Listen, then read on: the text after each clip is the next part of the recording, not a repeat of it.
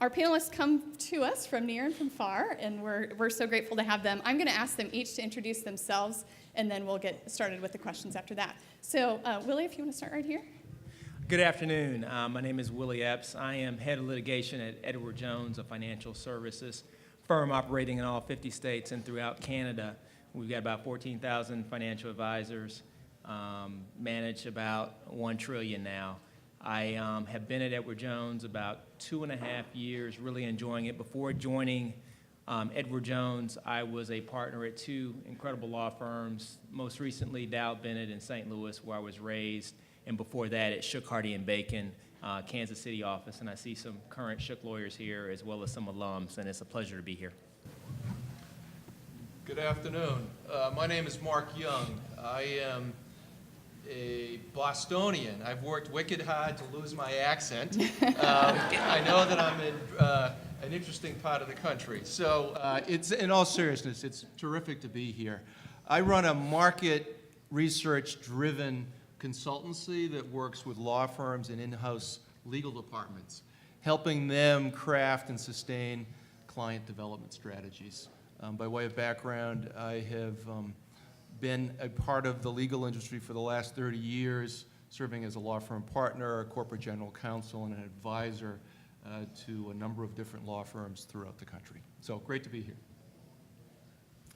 Hello, I'm Bill Malloy, and I would be remiss if I didn't say my mother, God bless her, is very proud today because I think she cried herself to sleep every night up to day she died that I never became a lawyer. So, so I'm the only non-lawyer up here, I believe. Most people set out to have a storied career. I guess mine's more of a career of stories. I began as a copywriter in advertising business. We ultimately got big enough that I was the partner and the CEO of that. Then went to work in my 20s for someone who'd been my client for a media company we were starting in New York, only for it to all blow up, and it became the largest debtor to Penn Square Bank. And so here was a liberal arts guy who found himself surrounded by bankruptcy lawyers doing work out in my 20s. And you have to be around age 30 and see yourself in books called Belly Up and Funny Money to really have a realization that your life is on an interesting trajectory. I then went from that to meeting Craig McCaw in 1984, who began the cellular business, and we began McCaw Cellular, which we built, and we sold to AT&T and became AT&T Wireless. And so none of us knew anything about the business, had to learn everything about FCC regulatory and all that comes with that. And then had a front row seat as the CEO of NASDAQ-traded Peapod, which was at the front row seat for the dot-com bust because Webvan was the colossal failure at the time. Peapod, mind you, went on to get sold and still survives today. Then I went into venture capital for 9 years, where we did a lot with technology investing out of Seattle, different various companies. Retired once. I'm now retired again.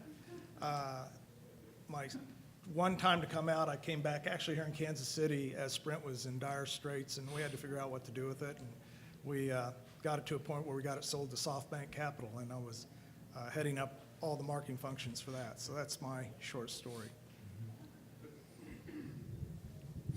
Mine is not quite so complex. I'm Tamara de Wild. I'm Associate General Counsel and Director of Legal Services at O'Reilly Auto Parts, which is the 3rd largest auto parts retailer in the country.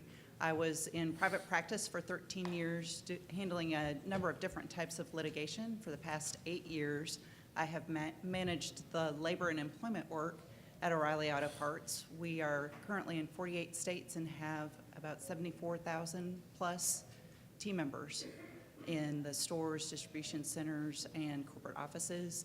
And I do everything from help develop and implement policies to handling administrative charges and investigations to managing all of our outside counsel on the employment side to helping lead the teams when we've got union activity to defeat those efforts. And currently I'm negotiating 2 collective bargaining agreements. So I do a lot of different things. I also work on DOT compliance with our distribution center operations, partly because that was part of my background when I was in private practice, and anything else that they call upon me to do. Happy to be here today. Well, thank you all very much. Let's start at the beginning of the relationship, or frankly, before the relationship begins between an outside counsel and in-house counsel. And if you would, Tamara, I'll ask you to go first. Can you share with us what factors are most important to you as a hirer of outside counsel when you're trying to select who to hire? Obviously, subject matter expertise is very important. We learn about that in a number of different ways. Often it's because of relationships that we've established with lawyers across the country over time. Sometimes it's through referrals, both from other companies and from lawyers that we know. We also look pretty extensively at your ability to provide the best possible customer service. We drink out of a fire hose a lot at O'Reilly because we're pretty lean in our legal department.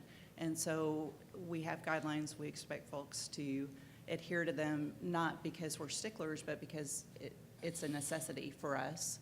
And the other thing is that we look for really business partners who are willing to dig in and understand our business in order to represent us the most effective way possible. Are there others that would like to share on that topic? Yeah, let me just pick up on the last point that Tamara made.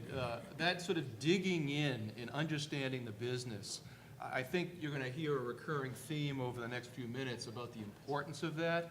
And my business spends a lot of time, again, in the field listening to the buyers of legal services articulate what are those most important drivers behind the purchasing decision. And an increasingly important theme is the ability for lawyers to be immersed, to be living in the world of their clients, to be understanding those industry forces, those market forces that really allow them to help define risk and help their clients manage risk.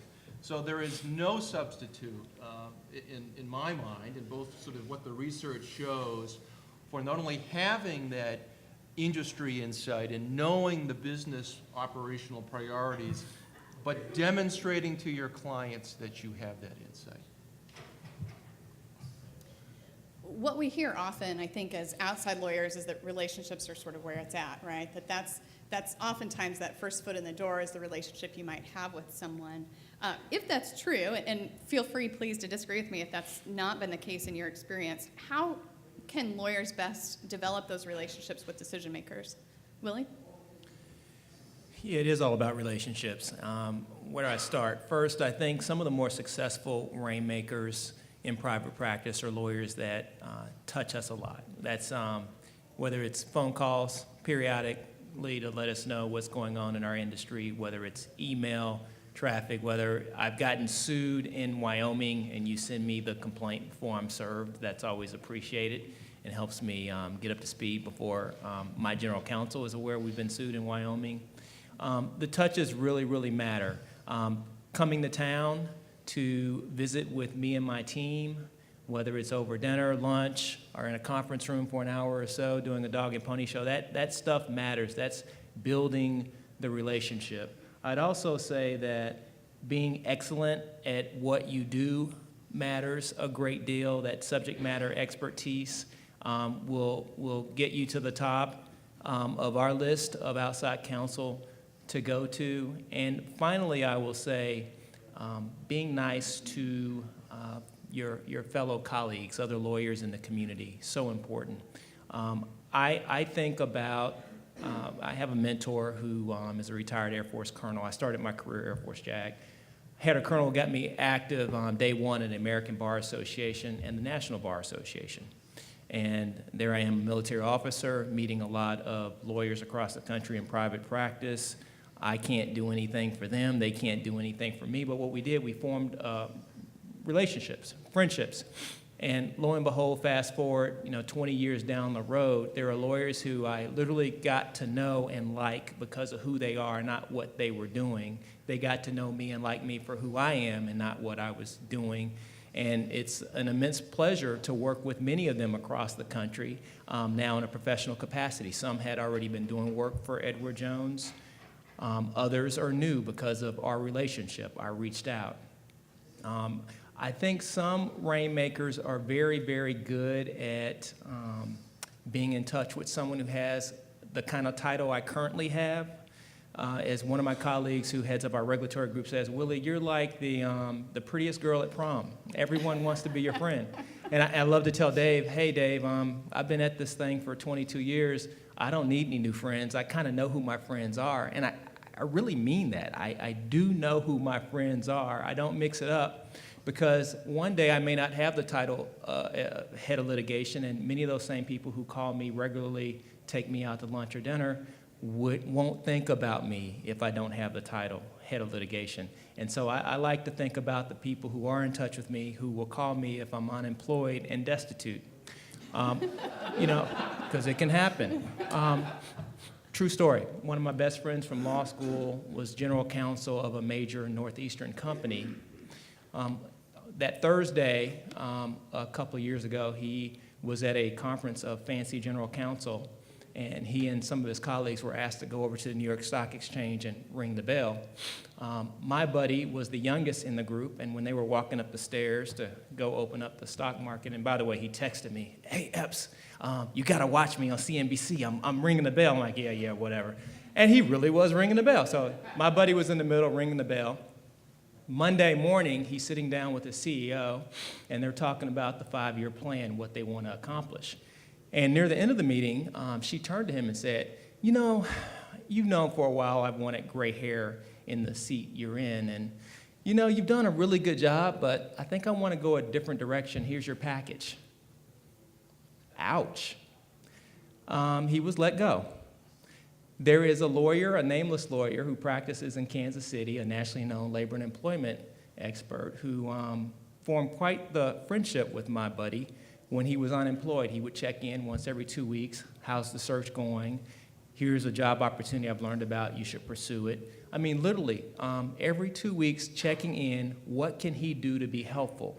It took that friend 13 months to land his current general counsel slot at a big company down south.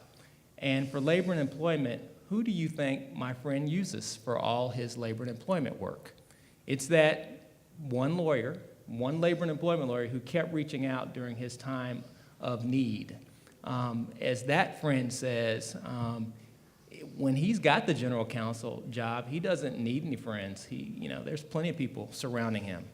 But it's when he was down, there were very few people who were reaching out on a regular basis. So I'd say to those of you who are building a book of business or trying to maintain a book of business, don't let people drop off your radar screen when they're no longer in whatever position to help you. And this is not a dig at my old firm, Shook, Hardy & Bacon, but since I do see some folks in the room who are with that firm, I have former partners who have stayed in touch with me when I went to the small boutique in St. Louis. I mean, literally, like, we miss you at Shook, wish you were back, how are you doing, how's your practice going? I then go in-house, head of litigation of a financial services firm. A whole nother group of people are now in touch with me. Who do you think I appreciate talking to? The people who called me when I, dissed the firm and left it, but they still cared about me. So that's my quick plug for be genuine with people, and I'm sorry to be so long-winded. Tara, can I one quick follow-up on that? I was in Silicon Valley last week interviewing a high-flying, hard-charging technology company, the general counsel. I know you all know this business, and we were talking precisely about this issue, and this woman was sharing with me, and she works with some of the best law firms on the planet, that the relationships that she's most attracted to are those where her counterparts at the firm are, in effect, playing the role as the great facilitator, introducing her to peers in different businesses. They may be in industry, they may be out of industry, introducing her to people who can help her make business decisions, not legal decisions at the organization, but that role of the facilitator, which again is a natural tie-in with sort of being immersed in the industry and the business, that is such a critical success factor and such a way to, in effect, move that needle. That's great. Bill, when you are, in your experience, when you're looking for an attorney in a jurisdiction where maybe you don't have a connection or you don't have a relationship, what do you do in that circumstance? Even the word jurisdiction is probably not appropriate to what Yeah. I've done. But, you know, I've had to hire FCC counsel, M&A counsel, employment counsel. It just runs a gamut across. It's called just broad business counsel. And I always go back to, and when we started McCaw Cider, actually two of the partners that worked with me before we even came into the company came from our law firm, Monroe, Stokes and Perry. Wayne Perry became our vice chairman. And so I was working alongside of him before we were actually inside the company. And he just seemed like a business person to me. He didn't seem like a lawyer to me, which was really formative for me because for the first time, it wasn't about the law, it wasn't about the business, it was about what's the task at hand that we're trying to solve for. And I always credit it to a guy I worked for once that was a client. His name was Bobby Hefner, deep gas pioneer. I was helping him with a presentation he was actually going to Congress with to get deep gas deregulated back in the 80s that led to the 87 Act. It's 3 a.m. in the morning, incredibly smart guy. We've got the whole presentation. He's gone through it 3 times. He asked me my opinion, and I said, well, you know, it's pretty good, but I wish there was something in it other than yourself saying that, you know, deep gas below 20,000 feet isn't a result of dinosaurs dying, and it's an infinite supply. And he goes, you know, then that's our job. He says, we've got to find the person who's thought about it the most. And he said, we just got to find that person. So Bob Hefner taught me at an early age in my 20s that if you got a problem, go find the person who's thought about it the deepest. Take the time at the front end, which is the way I've always approached lawyers. And to finish that story, he went and found a guy by the name of Bobby Gold, who was a wannabe physicist with a theory about the Earth outgassing at Cornell. And the rest is history. Gary Hart on the committee bought the story, and deep gas went on to get deregulated. So every time I've ever had an FCC, a gnarly project, an M&A project that we just take the time, even with the internal teams, to say, do we know anybody who's had the same problem? Is there something very similar? So instead of calling lawyers, I've called a lot of clients in my life where I'll say, I admire what you did on that transaction. And, you know, it's always interesting when you say, well, who did it? They always say, well, we went with, and then they name the famous name law firm. And you go, no, who really did it? They go, well, you know, the people at Perkins Coie did it. Well, who are the people? But so you'd have to peel all the way down to say, I don't even know if I want the lead lawyer. I want the people in the trenches who work the deal. And I've never been disappointed when we took that amount of time to work through it to get the people that really did the work, who really understood the issue, got close to the business. And so I always, you know, say that if you're out there in a fleet of the legal profession, be known for something personally.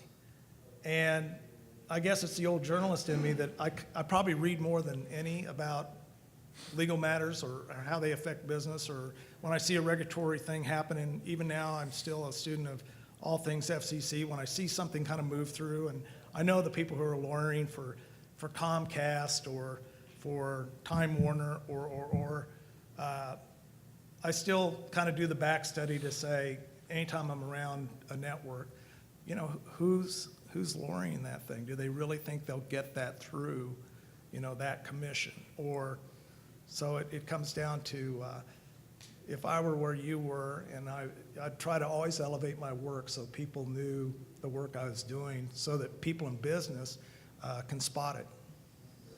Tamara, what's your experience? We've done some of what Bill's talked about, which is talk to our counterparts and other companies that have dealt with similar issues. So we sometimes do that.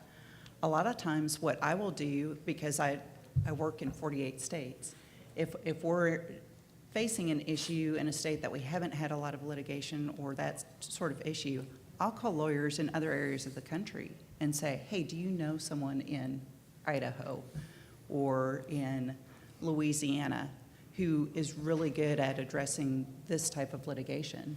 So we use referrals not just from other companies, but also other law firms, which kind of goes to both what Bill and what Willie have said. Be known for something. I mean, make sure that other people know that you've got subject matter expertise.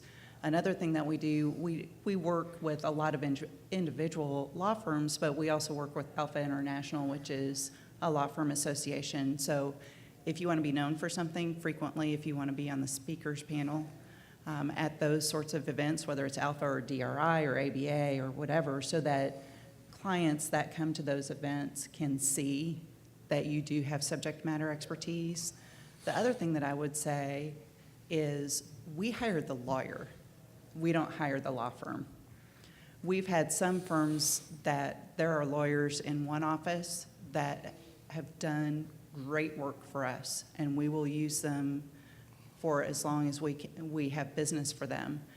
The same law firm, different office, different lawyers, have not provided good customer service, have not provided good results. So even though we like that law firm in one city, we won't use them in another city. So keep that in mind too. We value those relationships, and we value the personal results that we get from those individual lawyers. Yeah, picking up on that thing, you cannot overestimate just being the subject matter expertise. And I'll pick on my former colleague at Shook Hardy sitting in the back, Bill Martucci. Most of you know him, and you know the brand. I mean, the guy is a machine. Not only is he a great trial lawyer, but he speaks often on issues at the cutting edge of labor and employment issues. I haven't been sued yet in Kansas City in an employment case, but his name would be at the top of my list just because as a partner of his, I watched him from afar. He always had diverse teams of lawyers working on his work. He worked around the clock. He spoke. He wrote about his subject. He's a true professional.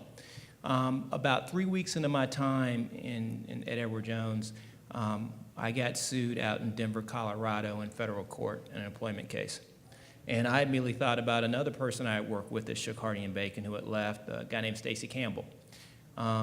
Stacy's the first name I thought about. I didn't know many employment counsel out there. He was either at Littler or Ogletree. I can't remember which large national boutique, whichever is the largest in the country today, that's the one he was a partner at. And I gave Stacy a call. I said, hey, Stacy, you've just been sued in federal court there. I'm new in-house guy here. I think you'll be a great person to handle this case. He goes, well, Willie, I know you're new there, so and you answer to a chief legal officer, so let me break it down for you. I'd love to do the work, but here's my situation. One, I'm leaving my firm on Friday and forming my own law firm. I said, so let me get this right. You're going from the largest employment boutique in the country to the smallest in the country. He goes, that's right. He goes, and second of all, I just got hurt about 3 weeks ago in federal court. I had a case where there were 13 plaintiffs. They were suing my client. We got hit up for, I don't know the number, it was between $15 and $20 million, something like that. So, you know, your boss needs to know I'm getting a lot of bad press out here in Denver for that case. And so I said, well, you know what, that's why I love you and appreciate you. Let me go talk to my boss and see what he says. So I go talk to my boss, and he starts asking me questions about this lawyer and what I think of him. And my boss is a former trial lawyer. He goes, what, you know, if you try enough cases, you're going to lose every once in a while. If you think he's a good lawyer and will do a great job for us, go ahead and hire him. And what gave me so much joy in hiring Stacy is, while I had never seen him try a case, I did see Stacy and my wife go on pitch after pitch for years. My wife practiced at Shook Hardy for about 20 years, and she adores Stacy. I'd never worked with Stacy, but she vouched for him.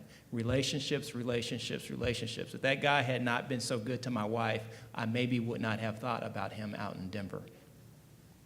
Thank you. So let's transition to maintaining a positive relationship with inside counsel and outside counsel once that engagement has begun. And Mark, let me just give you kind of a broad question. Can you share with the group some general suggestions or best practices to maintain satisfied in-house clients? Yeah, I think at the core of this, and when we say maintaining, let's be a bit more ambitious here. So how about growing and extending and expanding the relationships. But in the spirit of again, cultivating a strong relationship, I think at its core, from a best practice perspective, is fully understanding how that particular client defines value. And that may sound, we talk about value add, and that may sound like sort of an empty cliche, but I'm really talking about discerning what that value definition is. And it's going to be different for every client. It will probably have different flavors for different members of an in-house team. But for the law firm, that provider of service that has a commitment to understanding that definition of value, that becomes the backbone, really the backbone of a client development program. And by way of sort of illustrative example, I think that kind of value understanding then allows law firm and client to do things like plan collaboratively. I mean, think about that, planning collaboratively. So this is, you know, in some utopian sense, the only difference is the logo on the door. So you've got the lawyers and the client sort of sharing business strategy, business priorities, planning ahead in a way that has those organizations thinking holistically in every respect. Similarly, if you have a sense of value, you also then can decide whether your firm has the ability to invest in that business. And I don't mean invest money-wise. I mean, we obviously have some ethical restrictions here. But putting aside that, I mean in sort of the general sense, investing, sort of giving to that business in a way that allows the client to, in a mutual sense, invest in you and your firm. So that kind of mutual investment, that is a key result. Again, this is in the spirit of best practices, a key result that comes from that kind of value understanding. And then similarly, in today's marketplace, there's a lot of discussion around innovation. We certainly see it with, you know, alternative fee models and structures and practice management models. We're seeing it around technology and certainly some pretty fast-moving changes around e-discovery. In the technologies to advance that. We're seeing it certainly in artificial intelligence, in the kinds of tools and resources that can be brought to bear to help drive some cost efficiency. Now, if you, the law firm provider, don't have an understanding of the client's appreciation for and embrace of all things innovation, in other words, what that means, you're not going to be able to meet them halfway, you're not going to be able to invest. So again, those are a few illustrative examples, but at its core is, again, both creating some effort by which you're capturing that definition of value, but keeping that fresh. It's got to be a living, breathing, ongoing process that's really baked into the relationship. Anybody else interested in opining on that one? I'm happy to jump in on that too. Part of it too is, for instance, if you're handling litigation, don't just handle that one piece of litigation. There are always takeaways from any litigation that a company has. So add value by saying, okay, we dealt with this issue in this case. How can we avoid that occurring again? You know, if you're working on, for instance, I deal with wage and hour issues. If there are issues that are really system-wide that our law firm can say, hey, let's take a step back and see if we can change this, or criminal background checks, and I'll look at Bill Martucci on that one because we're dealing with that too. What can we as a firm do to help you do your work better? Not just handling that litigation, providing that added value. Another part of it too is, if you are handling litigation, please don't send an email saying, this is what happened today, what do you want to do next? We hire outside counsel to provide counsel. I have been a lawyer for 20 years. Our general counsel was a litigator as well. We always have opinions, but we're not always right.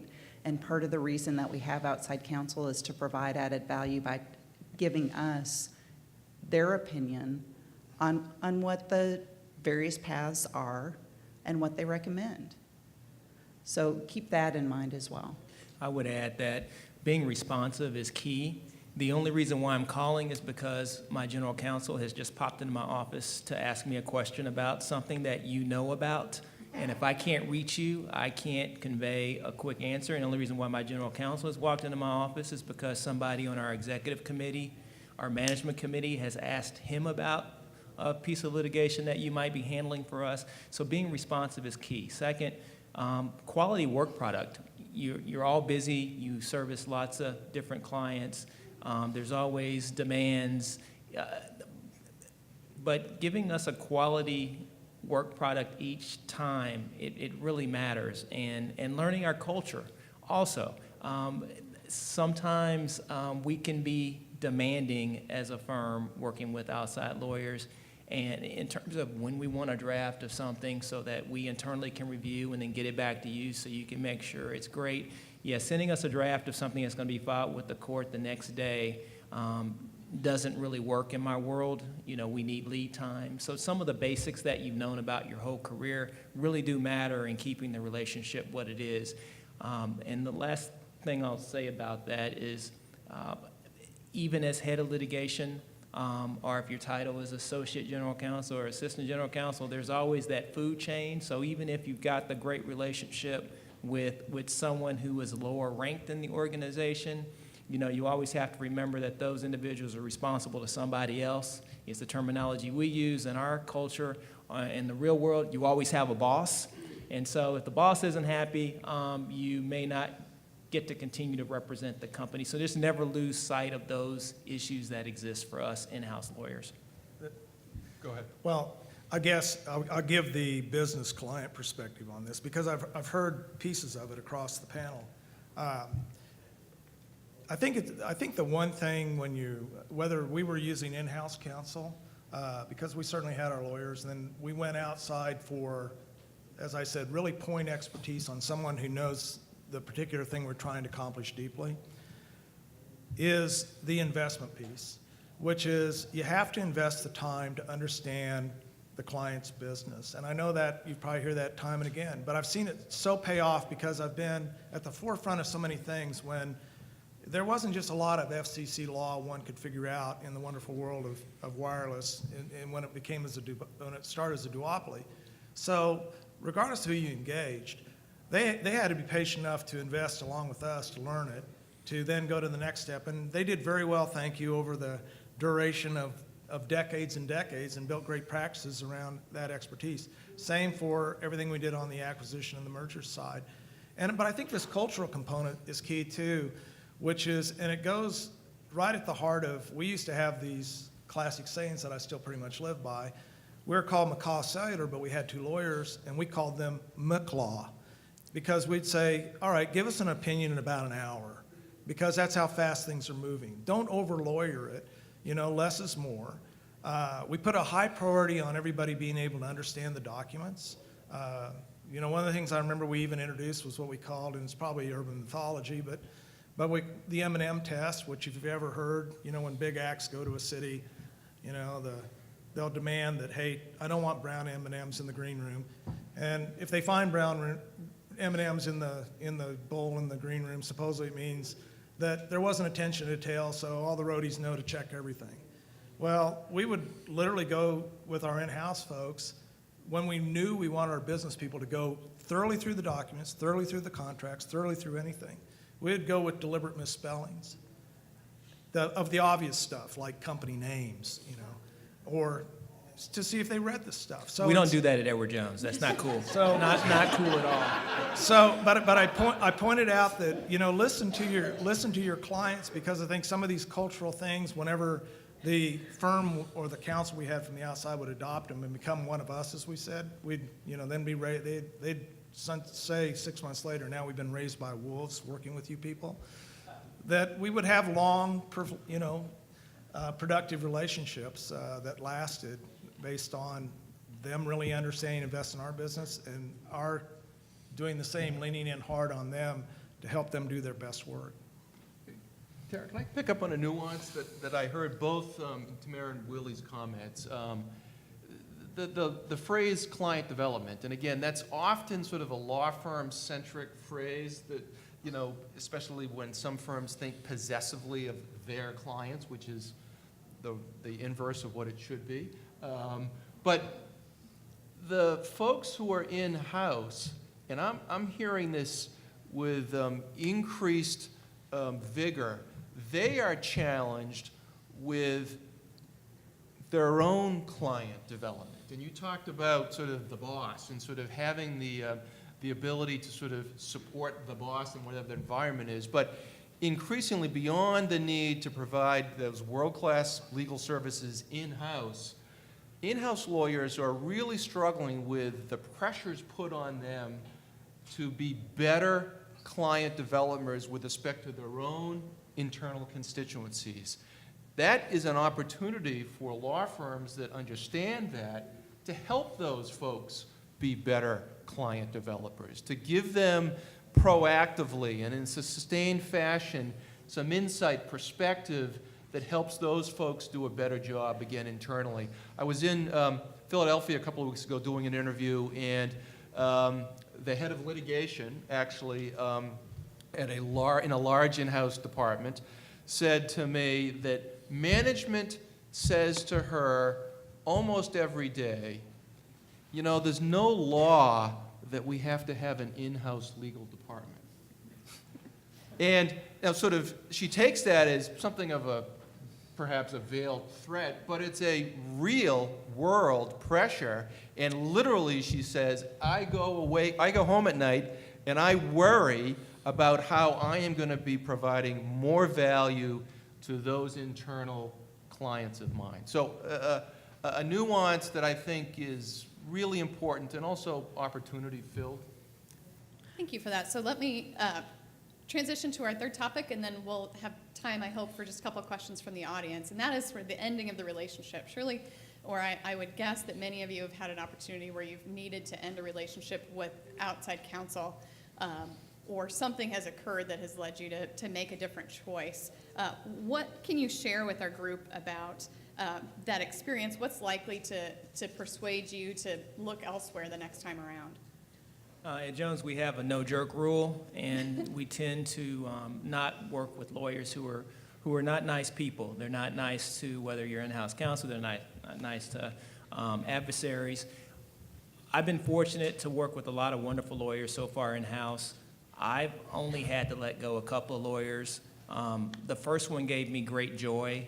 I was, and I say that with all sincerity, because, and by the way, I was never a great rainmaker in private practice. I will never hold myself out to be that person, but I like to think I treat people well, and I admire the work that outside lawyers do, but this particular lawyer is well known in the securities industry. He's a big deal. And we were working on this case, and I asked him some pointed questions, and twice in 1 week he was just dead wrong about an issue. I called him on it.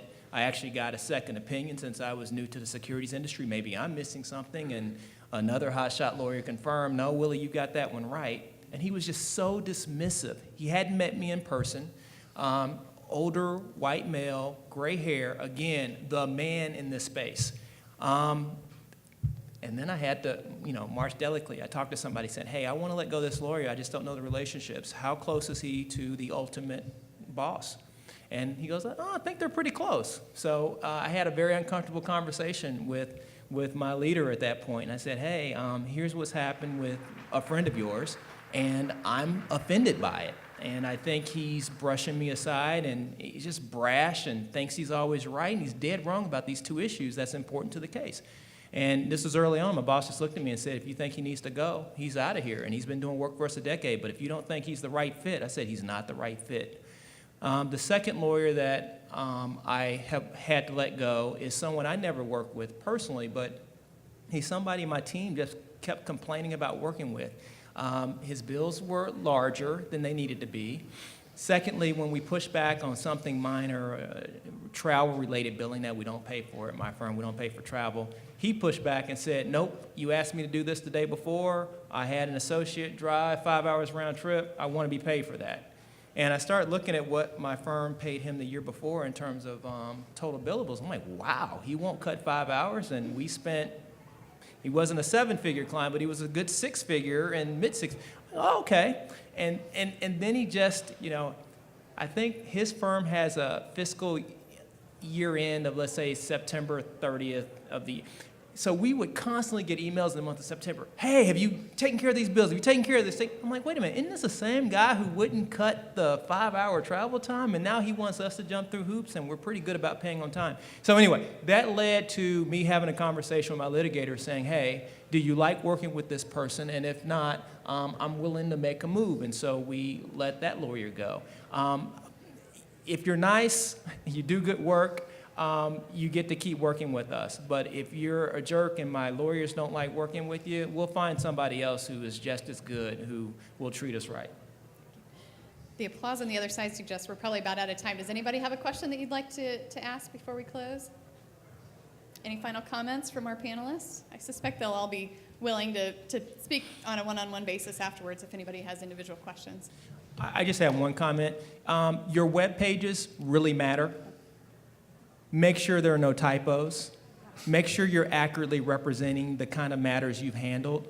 One mistake I see younger lawyers make, and when I say younger, 15 years or less or what have you, I don't know how you define it, but you know, some of them have done some amazing work on teams. They've been part of trial teams. They've been at the big dance, federal, state court on important issues, and some of them will exaggerate, and you almost think that they're the lead lawyer on the matters that they report on, and then you click on the senior person with the gray hair, and you see that she was really the lead lawyer, and they seem to be, yeah, don't do that.